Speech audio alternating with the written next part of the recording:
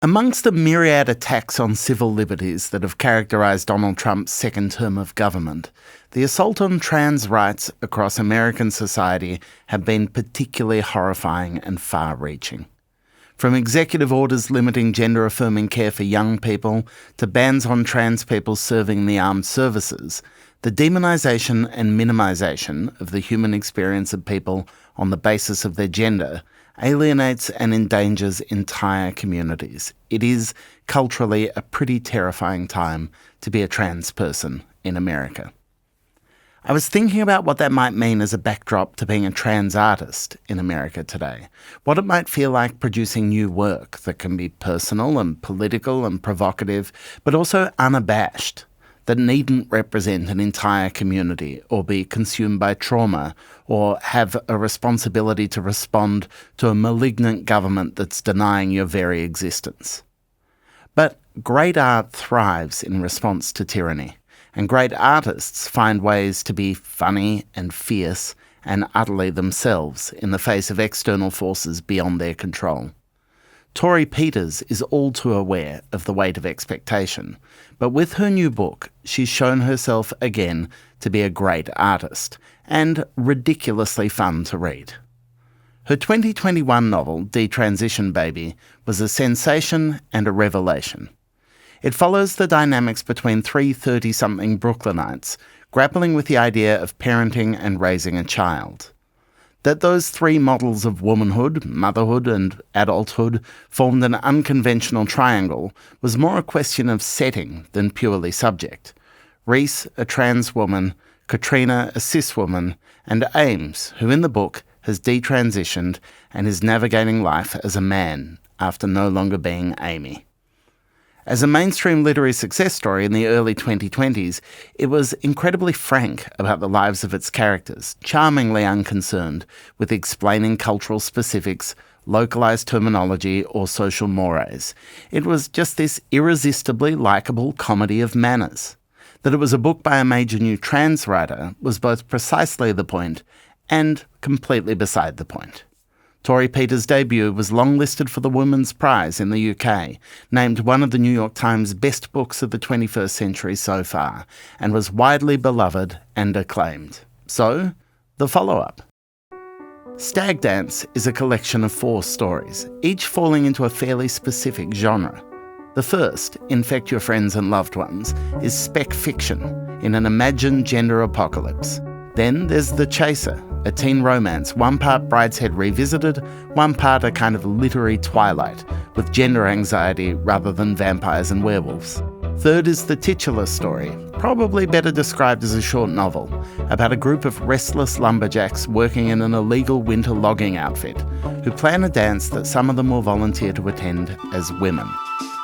And finally, the last story, The Masker, a horror-infused Las Vegas set exploration of kink and difficult choices.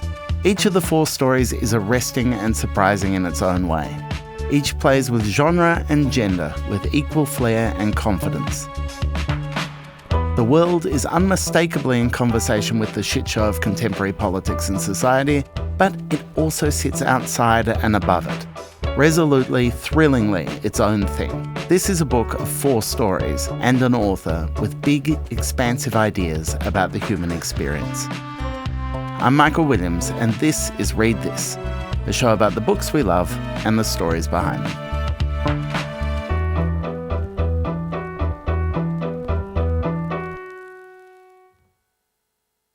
Of the 4 stories collected in Stag Dance, both Infect Your Friends and Loved Ones and The Masker were self-published by Torrey almost a decade ago. They were published as independent novellas, part of a publishing project that Torrey extended to other trans writers who were unable to find homes for their writing. In interviews about Stag Dance, Torrey has said she's less interested in the binary between men and women, and more interested in the binary between cis people and trans people, and how false and reductive that idea is. In the book's acknowledgement, she refers to her never-ending transition, otherwise known as ongoing trans life.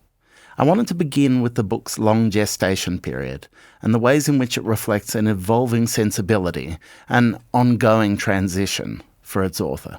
one of the products of that kind of genesis for this book is that it's a decade worth of work in the one book. Yeah. And I'm curious about the ways in which, when you look back over those two first novellas, how much your appetite for what you want to do as a writer has changed, how much your capacity for what you want to do as a writer has changed, and how hard it was not to get under the hood and tinker and rewrite your earlier self. Well, I had the permission to do so. I mean, I think I'm a better writer now.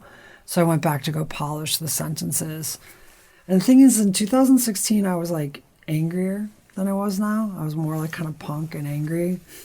And when I started polishing it, the thing is like it's hard to have polish and anger at the same time. And as I started polishing the sentences, they were getting better, but they were also getting less urgent. And I was kind of like, in this moment, I mean, I was putting the book together in like 2023, 2024, where, it was pre-Trump and pre what's happened in the UK. But I had like an inkling that it was coming. And I was like, if I'm going to start this book with something, I want to hand the mic to somebody who's angry and wants to speak about it. And that's really like myself from 10 years before. And so I actually just got rid of all my changes, went back to the original. And the original was full of typos because I was really of the belief that like everybody should be writing, and that like the idea that you have to have an immaculate page is actually a thing that keeps people away from writing. I like that typos are punk. I think that's right. It's like, no, I'm going to turn off the little suggestion from Microsoft Word. I am too punk for that little line. But there were like some typos that were like pretty embarrassing. There was, I misspelled Colombia, which is a country I now live in, which is like, I spelled it like the university, and like that really kind of confused the class origins of one character. But there aren't typos in this version, but at the time I was like, I want everybody to be writing. I want everybody to be telling the stories. And I think that like, there were people I know who didn't go to college, and in fact like would be anxious, even just crossing a college campus, where like, I don't belong here. And I do have like, a college education, and I wanted to be like, basically like, it doesn't matter. Like the reason you're writing, like what writing's for is to like move people.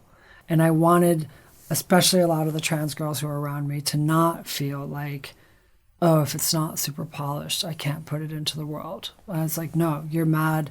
You've got something to say. Put it in the world. And this is going to be an example of that. I'm interested, that younger self, like fueled by anger and urgency. Yeah. I'm curious about the relationship between finding a writerly voice and finding a personal identity, and the ways in which they dovetailed, or the one was an expression of the other. Well, I think, this collection has a series of different voices, but I do think that I developed a kind of sensibility out of that, which has to do with not explaining myself very much. Like by the time I was writing Detransition Baby, I'd gone through a series of fights with other trans women. I wasn't like, sort of starry-eyed about the idea of easy solidarity along identity lines. I understood that communities are constantly falling apart. People are having difficult times. And also I ran into plenty of trans people who don't like my writing, so it wasn't like, I can't say I write for all trans people, except for the 30% who hate what I'm doing or something. So, I began to think more about kind of affinity and writing for people with whom I have affinity. And also the fact that like a lot of the books that I was reading when I was reading Detransition Baby were by cis women a little bit older than me. I was reading that was a time that Ferrante was, really big, and I realized I'm reading all these books by like divorced cis women, because divorced cis women essentially went through something like a transition. They had to start their lives over and like not get bitter. And so I was sort of like began to sort of think about like writing as when I say it's like to move people, it's also sometimes to speak back. You know, early on I wanted to speak back to all the trans women around me. I slowly began to want to speak back to like these, divorced cis women who were writing books where they were asking questions just like mine, but slightly askance. And I wanted to be like, well, look at my perspective. And that sort of decision to speak back, but also just speak back without necessarily always explaining myself as though I'm the outsider. It's my favorite thing about your writing, and it hit me with Detransition Baby, which was the first of yours that I read, but is the exhilarating thing of the confidence of saying, no, this is the world the story exists in, and it's your job, whether it's lumberjack slang or whether it's the very particular conversations going on in a trans family in New York, or whether it's whatever it is. You can be a reader wherever and catch up with this at your own speed. Yeah, and I think I give readers credit for being able to do it. I think it's kind of condescending to readers to basically be like, "Let me slow down for you," and essentially ruin the momentum of a story because I actually think you're like too stupid to understand it. I tend to give my readers credit. There was like a really funny tweet of. When Detransition Baby came out of like this grandfather sending his gay grandson like a series of like, what is a twink, what is a bareback, like what is like all these different and it was like that's what I want. It's like you have resources for figuring out that grandpa, his resource was apparently his grandson by text, but we it's can all probably figure it out. better for his search history exactly. that he went to his grandson. Yes, it's probably for the best. It. I mean, it was really like I don't know. I give people credit for it, and I think that like that sensibility shows up, even now where it's like in this new book, there's the biggest piece in it is written in lumberjack slang, which I don't explain at all. And so people are like, oh, you didn't explain the trans terms. And it's like, well, I don't even explain obscure lumberjack slang that like nobody knows, and that some of it has given me the confidence to basically be like, you just get in it, you go hard, and that actually if you're doing that, people will keep up, whether you're doing trans Brooklyn or whether you're doing turn of the century lumberjack dances. This is a digression, but I'm curious, as a reader, is that what you like to be thrown in? Like, do you gravitate towards books that encourage you to do the work to meet them? I mean, sometimes. I think that the thing is, like, I've been trained to have the books be easy for me, and I've been trained by school to think that, like, if I don't understand every single word, I'm, like, somehow failing the book. And I think that that's not my natural inclination. Like sometimes people will tell me like with the lumberjack stuff that like I read this book the way that I felt when I was like a kid. When you're reading a book when you're a kid and you just like don't know every one word per sentence. The most magical reading I had for myself as a kid was often the times where I was like trying so hard to build a world and being like, I think this is what that word means. I think this is what that word, but there was like all this possibility and all this texture to it. And my joke is that like, oftentimes when you don't understand things that people are telling you, you like pay attention to so much more things and you end up with like a much more textured experience. Like when I go to the car mechanic, he opens up the hood of the car and he's like, your alternator is something with the camshaft or this or that. And it's like, I really am struggling to understand what you're selling me, but I sure do know that I'm at the car mechanic right now. Like the experience of being at the car mechanic is incredibly vivid because I have so little idea what you're saying.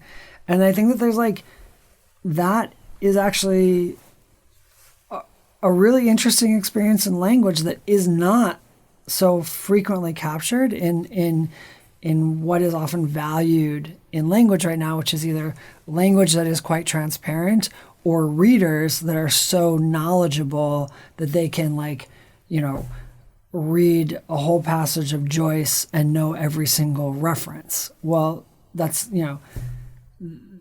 there's something interesting about struggling and about creating context and texture and possibilities that might not exactly be what the author is saying, or that might not be like correct.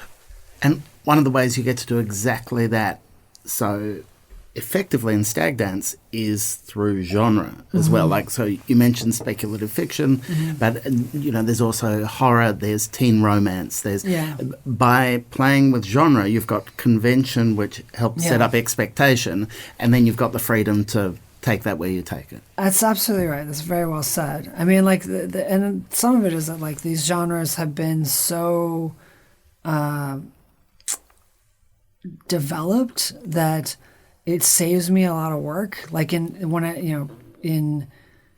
Infect Your Friends and Loved Ones, like there are these guys on the road who are like hunting the main character.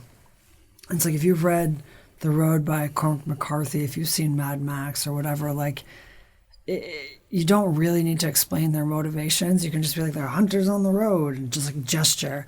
And actually it's like, that was great. That was like, that would have been a whole chapter of explaining something that everybody already knows. And I can just sort of like point over there and be like, yeah, you know, those guys. And then get on with what I care about, which is the relationship between the two women in the book, which, you know, there are people who want to know everything about those hunters on the road, and they want to know that entire world. And I discovered I'm not that kind of writer. Tell me about the choice of teen romance as a set of generic conventions that are useful to play in. Well, I like the fact that teens don't know anything. And I mean that, like, that sounds condescending, but I mean it actually with, like, a lot of respect. At the time, like, you know, people were talking about trans stuff, and it was just like, nobody was hearing each other. Nobody was like, everybody had their sort of arguments that they'd already pre-digested, and they're just sort of like bumping their pre-digested arguments into each other. When it came to trans stuff, nobody was convincing each other of anything. And I was thinking about the last time that happened, I think, you know, in a massive way in the United States was over the Vietnam War. And that out of that came new journalism, where journalists were sort of like, I can't tell you facts and figures anymore because nobody believes them. There's no shared reality in these kinds of facts. And so journalists started taking the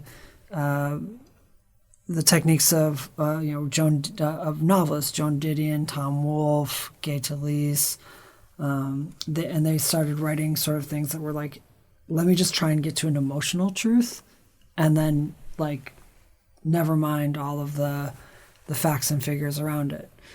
And I think that, like, something similar has happened with not just trans stuff, but with, like, any kind of, like, identity sort of thing, where, like, as soon as a reader says, this is a story about misogyny, everyone's sort of got this, like, sort of liberal arts discoursey analysis that can just be snapped onto it. This is a story about homophobia, snaps in place, and certainly transphobia, the same thing. And so one of the things that was fun was writing. Number one, it's fun to write from the perspective of like a bro. That was fun, and like having a bro who didn't know anything about his own emotions. But then two, to not have him understand his own feelings. Meant that if he doesn't know what he's feeling exactly, it's harder for a reader to come in with their like pre-digested analysis. And then you just have to sort of feel what he's feeling. So the teen romance story is a story of a kind of bro athlete, you know, cis white guy who starts hooking up with his roommate, and it's unclear what his roommate is. You know, and they end up treating each other cruelly. They love each other. He can't admit that he loves his roommate, but they love each other. And, you could say like, well, is he cruel and in love because he thinks that Robbie's a boy and he's secretly gay and this is a homophobic story? Is he cruel because Robbie's very feminine and he like does not, you know, he disdains femininity and this is a story of misogyny? Is this, if you know that this is written by Torrey, you could say, well, maybe Robbie's a pre-transition trans girl and this is a story of transphobia. But actually it's all of those things and none of those things all at once. And so you actually just get to sort of the emotions that the character is going through without quite being able to name them, and therefore you can't sort of bring a lot of your pre-digested analyses to what's happening. And my hope then is what you discover is the character who's supposed to be the trans character, Robbie, the feminine roommate, has all the things that the strong cis character is supposed to have. That character has agency. That character is able to state his desires, able to sort of carry through a plan. And the character who's supposed to be the sort of like strong, centered character has all the hallmarks of a trans character, where there's a big gap between how he wants to be and how the world perceives him, and he's trying to close that gap through like performance, through like acting out in a certain way. He's full of shame. He's sort of stuck in that he knows he needs to make some sort of big move, but he can't make that big move, and as a result, both love and sex are closed off to him in the way they might be to somebody who is trans but pre-transition or something like that. Like those things that are supposed to be trans are actually things that the cis character goes through, which is kind of my larger point, that like we're all kind of going through this stuff.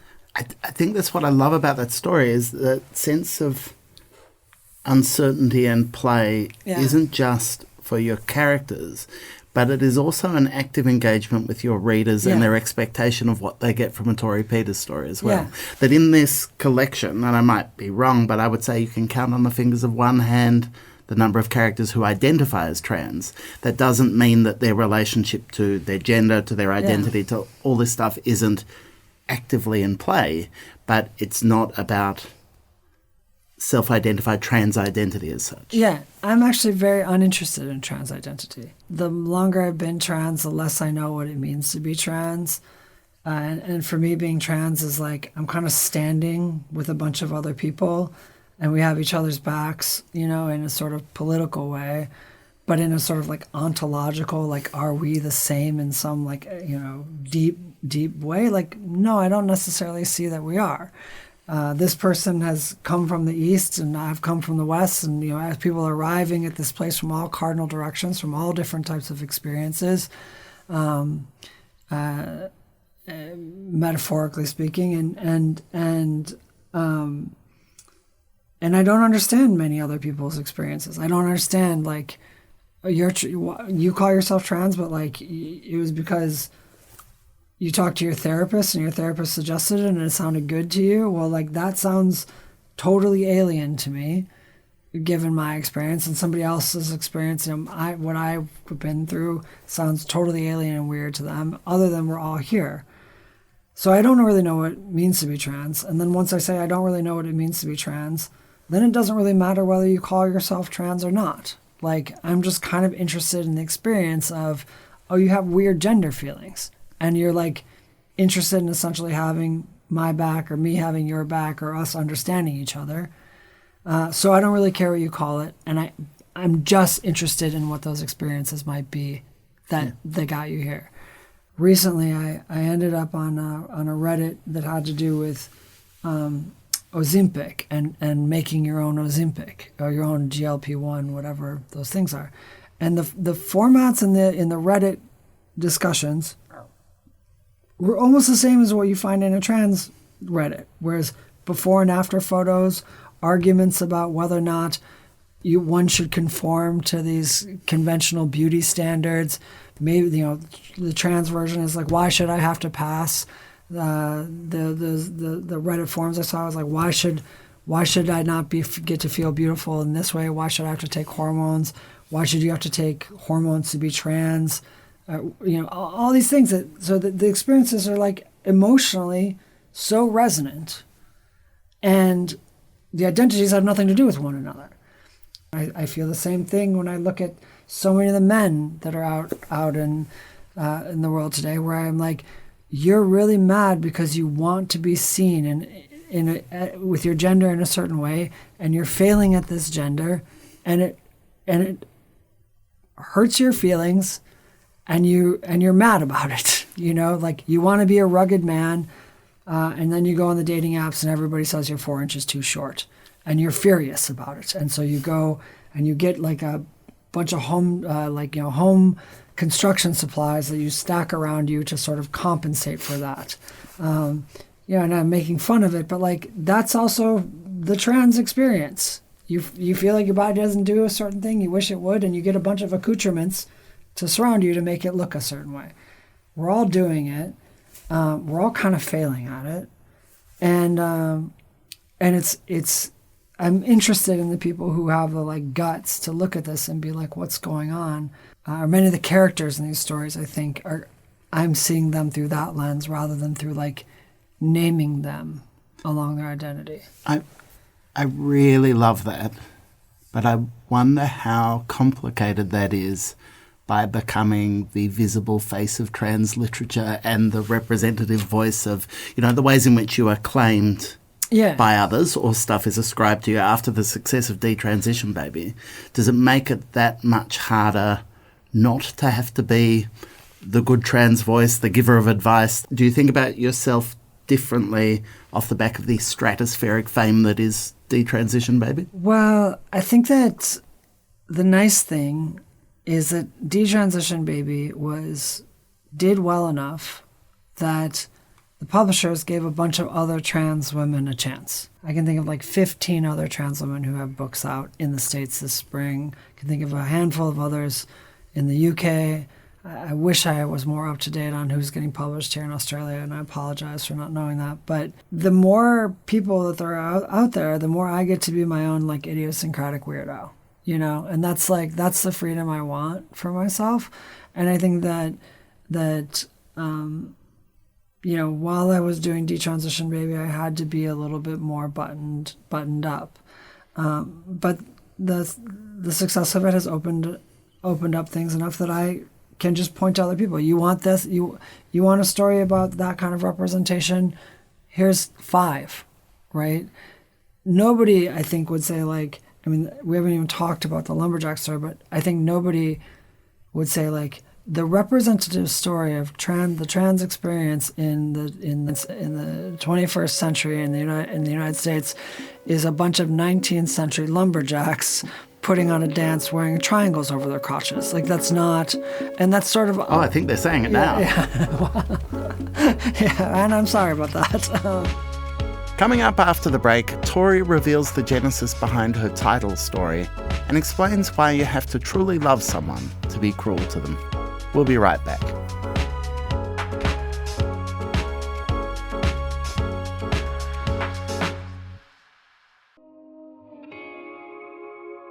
Brunswick Bob's voice carried through the stunted spruce saplings that held fast the banks of the ravine. I neared and saw that he was potlatching with Mickles and Stub Nelson. In the snow between the three knelt a fourth figure. It was Leeson, a pretty whistle punk from somewhere in Scandahoovia. Old timber beasts like Mickles took a special pleasure in ordering Leeson about, making him scamper to fetch this or that. But at night, Leeson liked to do a strange thing.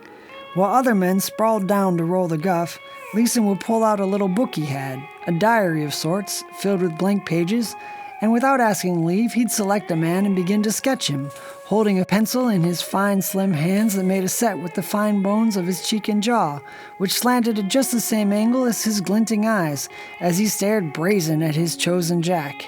He never once selected me for his drawing diary, which I told myself was no matter because in fact his sauciness disturbed me, or rather, I was disturbed by the unctuous temptation it engendered in me, a queer need like how it feels to forget the perfect word for something, even as you know somewhere in your mind you must have the word, that you don't lack it at all, only its use. As a consequence, I was stilted in Leeson's presence, which made the needy lacking feeling worse, and my stiltedness clearly amused him, so that his lips lifted into a saucy smirk, as if he understood something I didn't, and him being so amused at me struck me as ever the more saucy. We couldn't resist giving you a taste of the lumberjack slang that defines the title story of this book, Stag Dance. It's Torrey giving it a read, and the story's the longest in the collection. It's also maybe the most fun. Torrey flexes impressive skills as a stylist, and the whole thing is kind of mischievous rather than sanctimonious. To fully appreciate the complexity of the story, I asked Torrey to set up for us the genesis behind Stag Dance. A stag dance is something that men would do when they were working camps that were like all male, like mining camps, rail camps, some Civil War battalions, and logging camps, like way out in the woods. They'd be working, all men, they'd get lonely, and they would put on dances where some of the men would attend the dance as women. And the loggers specifically would cut a triangle of brown fabric, like maybe 3 inches to a hypotenuse, and they would turn it upside down so it was inverted, and then they'd put it over their crotch. And the symbolism is probably evident to anybody listening to this podcast. And then they would go to the dance as women. And I was just like, I love this because, I mean, not only is it just like so on the nose, where it's like, this is transition, like broken down to its like most basic symbol, but also the fact that it's like an upside down triangle, which has resonances with like the Second World War, with like the reclaimed upside down triangle and like HIV activism. And here it was like with lumberjacks doing it. So weird, that echo of history and how, like, if you'd made it up, it would have felt a bit contrived. Totally. It would have been like, oh, come on, Torrey. Like, but it was like, no, they did that. And so the story is that is about Babe Bunyan. And in the States, there's this tradition of tall tales. And one of them is about Paul Bunyan, who was like the greatest logger in the country. If you like drive to certain parts of the Midwest, like Wisconsin and Minnesota, on the roadside stands, you'll see this like statue of this like big bearded man in like a red flannel with an axe. And that's Paul Bunyan, the greatest, strongest, and he was like, you know, a giant.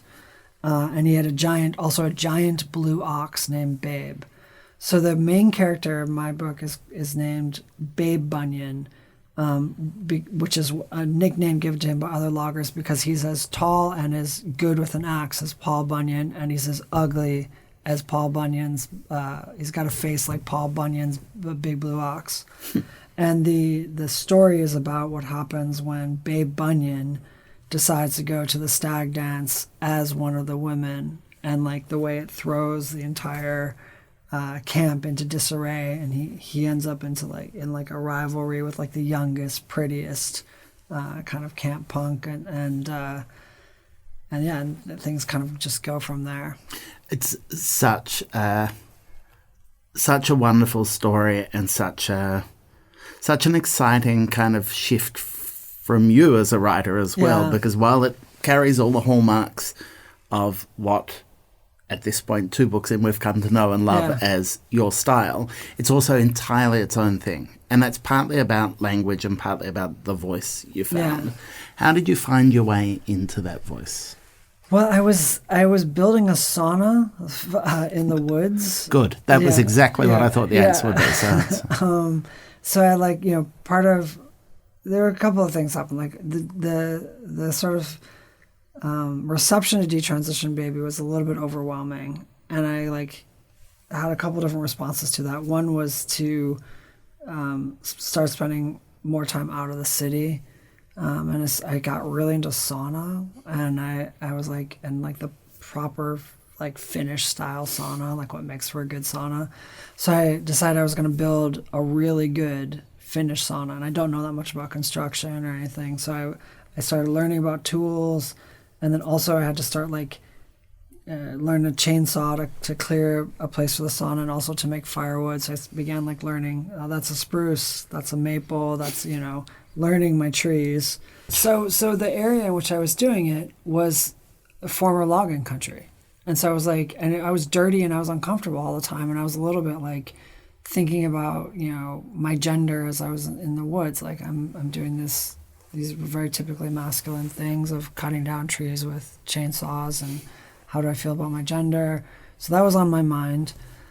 And then, and I was also feeling all of this pressure to follow up Detransition Baby in a sort of, domestic comedy kind of sphere, and not feeling like I had the thing to follow it up. And then and then I was thinking also kind of like about like, what if I just did a really different voice? Maybe that would free me up. And then I found this book of 19. It was written. It was published in 1941, and it's a collection of logger slang collected by the children of loggers, which I normally would have like totally ignored, except that I was building the sauna and thinking about logging. And I picked up the book, and the language was so interesting and weird. It was like, it wasn't exactly like, I'm used to sort of like cowboy language and as an American, or like Southern language, but it was something like really different and just like totally gone. And so the examples of words would be like, the one I always say, because it's sort of easy to see just like the weird patterns of thought that are behind it, are like, is cackleberry for an egg, because like a hen cackles and then it lays an egg and you have to like find it and pick it like a berry. So that's your cackleberry. A preacher is a sky pilot because it guides you to heaven. Your hand is a lunch hook because you sort of scoop your lunch and hook it into your mouth. Chewing tobacco is Scandinavian dynamite. I don't know why they say Scandinavia instead of Scandinavia, but it's just really fun. And they're just like, there were so many kind of strange expressions like that just felt like very lived in. Like dinner was when you had dinner with like all the other men, it was a symphony in tin, because everybody's just eating. They're eating so fast with their tin dishes that there's just the sound of tin on tin. Yeah, I read it and I was like, I not only did I like that, I see how it is to live this. So I was like looking to follow up, interested in logging, and I was also under all these expectations to follow up. And I was like, well, what if I just wrote a book in logger slang and came up with like a logger dialect? Nobody's expecting it. Probably nobody wants it. And in a weird way, that like frees me up to like actually have fun again writing. And so I started it, and I kind of wanted to do like an Americana syntax, like, something somewhere between like Melville and Cormac McCarthy, like that's sort of like kind of like King James rhythms, but like didn't quite get it right, like, and so I found this weird like syntax and cadence and put all those pieces together and found that I was just like having a really good time. Oh, it's so good to read. And part of it, that language has this kind of Baroque play to it. Yeah. That's at odds with the expectation of a kind of inarticulate stoicism, that the two pull in opposite directions. On the one hand, you have the sheer poetry of a symphony in tin, and then you have people who you assume are conditioned not to say what they want or need or who they are. Part of the fun of it was like to actually give Babe an excess of language, you know, that like the excess of language actually had to do with some part of like his muteness around his desires. It's like I can say all these things, but it's hard, but I'm like circling around the thing that I actually want, and like the sort of like floridness of everything around it kind of shows what is difficult to say or what needs to be sort of said in new ways. A few times before you mentioned characters being cruel to one another, and actually I think across all your work, you're one of the best writers I've ever read on the interplay between cruelty and intimacy and the ways in which the two of them are part of the same thing. Yeah, I think you have to like love somebody in a certain way to be like truly cruel to them, or at least you have to understand them. And like certainly I think that like cruelty has an aspect of betrayal to it, and to be betrayed you have to like trust and know somebody. I think for something like Detransition Baby, the sort of structuring relationship is like mothers and daughters. But for this book, I would say it's sisters, and the ways that like your sister is the person who you go to who can understand you, who comes from where you come from, has seen you from when you're young. If you make a change, they're like, well, that's you now, but I know everywhere you've come from. And there's like such a safety in that, but also that's the person you're most vulnerable to. That's the person who can betray you, who can sort of can knife you most cruelly. And so I think, like almost everybody in this book, no matter their gender, they end up as sisters. Like Babe Bunyan and Leeson, who's like the pretty boy in camp. It's meant to be a little bit funny that there's this, big, strong logger, and he's essentially sisterly with the young, pretty boy. And never more sisterly than when ultimately they're in competition. Yes. That becomes the marker of acceptance. Isn't solidarity? It's recognition of rivalry. Yeah. The character says like, to be rivals is to be something the same. That, and he's almost proud when he can be in the same like league of contention as Lisa, and they end up competing for the affections of the camp boss. And I do think that that's oftentimes like, the way that desire triangulates. Like, it's like, well, how do I know if I'm pretty? The prettier girl is looking for this guy. And so if I get the guy, no matter what people say about me, if I get the guy, I must, ergo be the prettiest. Really what I'm talking about underneath all of it is my relationships with other trans women, and like the ways that we negotiate what it means to be trans, what it means to be feminine, the scarcity of resources that are available for us. Like trans women are my sisters, and they're also the people that can hurt me the most. I knew after Detransition, Baby, I wanted to read anything you wrote.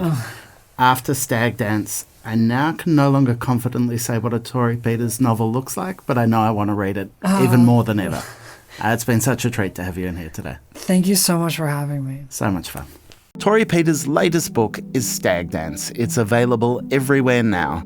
And if you haven't yet read Detransition, Baby, go back to that as well. It is excellent.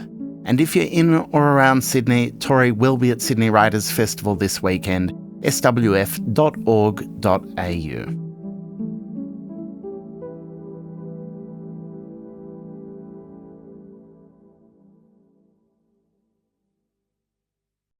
Before we get out of here, I wanted to let you know what else I've been reading this week.